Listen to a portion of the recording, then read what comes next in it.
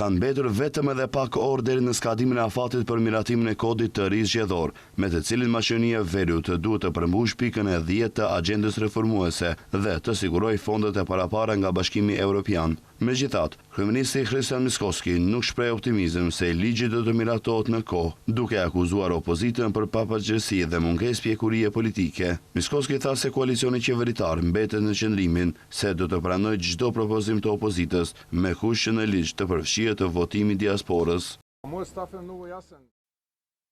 Ne si koalicion qeveritar e harmonizuam qëndrimin tonë dhe u tham qartë, merruni vesh, hartojeni dhe miratojeni ligjin. Për sa kohë që ne të përfshihet votimi diasporës, ne do të mbështesim pa asnjë rezervë. Kaluan ditë të tëra duke u zvaritur me diskutime se kush do të thëras takimin dhe ku do të mbahet ai. Sot i ftoi për pjekuri dhe përgjegjësi kryetaret e BDI-s, LSDM-s, Levicës, si dhe krahët e Selës dhe Taravarit, që si parti opozitare të ulen së bashku, të bien dakord dhe të miratojnë një ligj që përfshin edhe votimin e diasporës. Në momentin që ata thonë se gjithçka është përfunduar, ne do ta pranojmë pa polemizuar fare. Nuk e di se çfarë më konkrete mund të bëjë qeveria.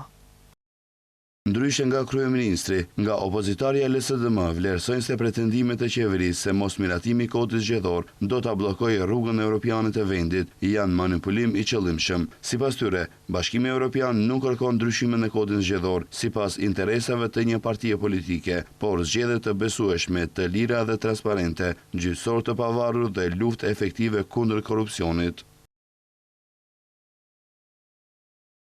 Edhe pse përmirësimi i legjislacionit zgjedhor është pjesa e agjendës më të gjerë reformuese, zgjidhjet konkrete që pushteti po i shtyn aktualisht nuk janë detyrim ndaj Bashkimit Evropian dhe as nuk përbëjnë kusht për përparimin e procesit negociues.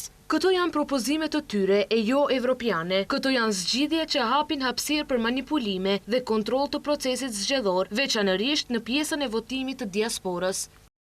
Kujtojmë se LSDM dhe Levica janë kundër miratimit të kodit zgjedhor, madje ata kanë paralajmëruar se do ta bllokojnë me mira amandamente.